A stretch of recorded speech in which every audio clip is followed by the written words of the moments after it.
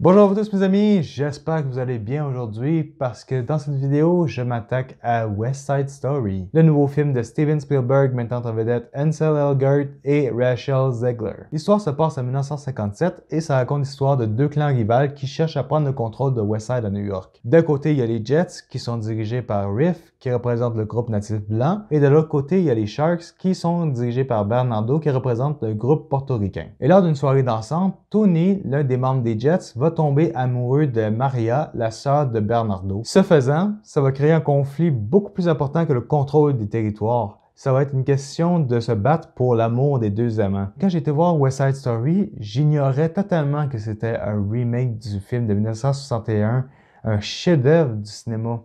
Et ça, j'avais envie de découvrir en fait l'histoire originale avant d'aller voir la version de Steven Spielberg pour me donner une bonne idée de c'est quoi exactement West Side Story. Et je peux vous affirmer que West Side Story de Steven Spielberg, c'est une beauté absolue. C'est un pur respect pour le chef-d'œuvre de 1961 et j'ai adoré chaque moment de ce film. Je me rappelle en entrevue avoir entendu Steven Spielberg chercher un projet personnel qu'il veut réaliser, un premier film musical qu'il voulait faire depuis longtemps, mais qui cherchait un projet assez intéressant qui donnerait le goût de le faire et qui s'est rappelé qu'il avait beaucoup aimé le film West Side Story. J'en parlais avec mes collègues de travail et je peux voir dans mes yeux, ça brille, ça pétille dans mes yeux à quel point ce film-là a été un pur bijou à découvrir. J'ai eu beaucoup de plaisir à découvrir autant le film de Steven Spielberg que la version originale que j'ai adorée sur toute la ligne. Ce que j'ignorais, c'est que West Side Story s'était adapté librement de la pièce de théâtre de Shakespeare et que on ressent bien sûr les touches dans l'aspect théâtral.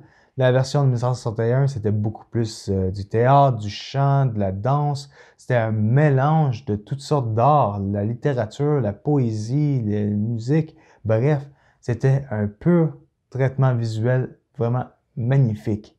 Les chorégraphies sont sublimes.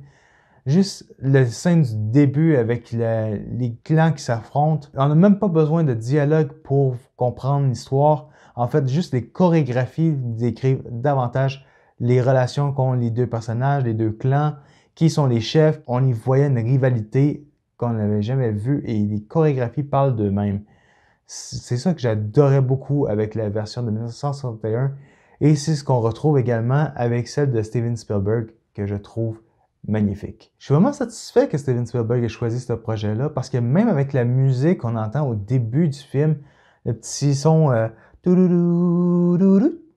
juste cette petite musique-là, ça me rappelait beaucoup John Williams. Il y a cette petite tonation qu'on entend souvent dans les films de Steven Spielberg qui me rappelle beaucoup John Williams. Et pour moi, là, je trouve que ça fonctionnait à merveille. La scène d'ouverture était beaucoup plus graphique dans celle de Steven Spielberg, où est-ce que les figurants et les comédiens s'affrontent physiquement, ça se cogne, tandis que dans la version de 1961, les comédiens, avec les danses qu'ils faisaient, ça reflétait la violence, mais de manière plus légère, disons. C'était magique. J'ai adoré le jeu de Ansel Elgort et de Rachel Zegler. Tous les deux forment un excellent duo et leur chanson qui chantent ensemble, Tonight, c'est tellement magnifique. Dans leur regard, ça fonctionne très bien. Pour moi, Ansel Elgort était juste assez convaincant dans le rôle de Tony pour me faire croire au personnage. À l'époque, c'était Richard Beymer qui incarnait le rôle de Tony. Il avait une excellente voix qui portait pour le personnage de Tony, très sensible. Et face à Natalie Wood, qui incarnait Maria à l'époque, c'était une grande dame. Elle chantait très bien et elle a aussi cette sensibilité, cette naïveté du personnage qui a fait la connaissance de Tony pour la première fois et que dans leurs yeux, il y a des étoiles qui brillent. Revoir Rita Moretto, qui incarne Valentina dans cette version-ci, et qui à l'époque, elle jouait le personnage d'Anita, elle est toujours magnifique, même si elle tient un rôle secondaire dans le film. Je trouve très plaisant de retrouver cette actrice qui a gagné le score du meilleur rôle secondaire à l'époque. Elle était vraiment douée dans le rôle d'Anita et sa chanson sur l'Amérique. Depuis que j'ai vu le film, je reste encore scotché avec la scène de America, la danse qui se donne. C'est tellement beau. J'adore la performance d'Ariana DeBose qui incarne Anita dans cette version-ci. Je la trouve tellement envoûtante comme actrice. Elle offre une excellente performance et c'est elle qui se donne contre Bernardo pour convaincre que l'Amérique, c'est un pays magnifique. Elle fantasme sur la beauté de l'Amérique et sur ce qu'elle peut s'offrir là-bas, les libertés qu'elle peut s'offrir, mais que Bernardo, lui, il voit très bien ce que l'Amérique représente réellement et que ça représente un défi autant pour les femmes qui y habitent que pour les immigrants, comme à quel point ce pays-là est très difficile pour eux et qu'il faut qu'ils se battent pour avoir leur place. À chaque fois que Bernardo lance une réplique à Anita, elle trouve toujours une façon de le déjouer et je trouve ça magnifique. À l'époque, il y avait déjà l'idée de l'immigration qui était un enjeu assez important en 1957 qui causait conflit. Il y avait entre autres le racisme entre les Blancs et les Portoricains, la différence des races, des couleurs. Déjà comme 1961, c'était un enjeu très important et encore plus important aujourd'hui parce qu'il y a encore du racisme aujourd'hui en 2021 et c'est important de traiter ce sujet-là. Je dois quand même être sincère sur certains moments. Je suis un peu partagé sur la façon dont les chorégraphies fonctionnent. Certes, on est dans des vrais décors, on est dans des vrais éléments. Les acteurs se servent des vrais éléments de décor pour alimenter les jeux, améliorer les chorégraphies, donc c'est plus vivant. Sauf qu'en même temps, on dirait que ça perd de cette magie qu'il y avait dans la version de 1961. Là-dedans, on était vraiment comme dans une pièce de théâtre, comme je le mentionnais. Avec les comédiens, on était vraiment dans leurs pensées, on était vraiment dans leurs émotions. Quand ils chantaient, on était vraiment dans leur bulle. C'était vraiment eux qui s'étaient centrés sur eux-mêmes. Il n'y avait pas rien autour qui gênait. Et c'est ça qui fonctionnait vraiment avec la version de 1961. Mais ce que j'ai trouvé décevant, c'est que ça perd un peu de cette magie-là avec les films de Steven Spielberg. Comme la scène du bal, où est-ce que les personnages rentrent dans la pièce et que ils se promènent juste en arrière des bancs et que c'est les éclairages qui éclairent les personnages pour leur donner une certaine intimité. Ça perd un peu de cette petite magie qu'il y avait dans la version originale où est-ce que les figurants étaient tous en flou et il y avait seulement que les personnages de Tony et de Maria qui étaient éclairés et qui étaient centrés. Et lorsque les deux se croisent, en arrière, tout est noir, les figurants marchent en arrière et tout ce qu'on voit qui sont éclairés, c'est juste les personnages de Maria et Tony. C'était ça qui était magique. Je tiens à dire néanmoins que côté technique, ça fonctionne magnifiquement bien. La composition de Janusz Kaminski, le directeur photo, c'est sublime.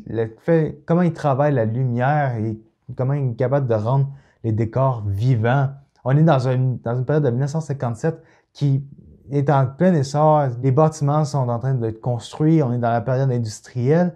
Et il y a cette recherche de texture, les décors, les costumes, tout reflète l'époque de 1957 et c'est ça que j'ai adoré sur le film. Pour moi, je considère que West Side Story, c'est un excellent remake de film à voir parce que ça respecte en tout point l'œuvre originale et Steven Spielberg a très bien compris l'essence de West Side Story de 1961. Je peux comprendre exactement pourquoi il a adoré cette œuvre-là. C'est comme lorsque Peter Jackson a réalisé King Kong en 2005. Il a très bien compris l'essence de la version de 1933 de Marion C. Cooper, qui a adoré dans sa jeunesse et qui s'est dit « Un jour, je veux rendre hommage à ce réalisateur-là qui m'a inspiré, que son œuvre m'a fait grandir et que j'en ai rêvé pendant longtemps.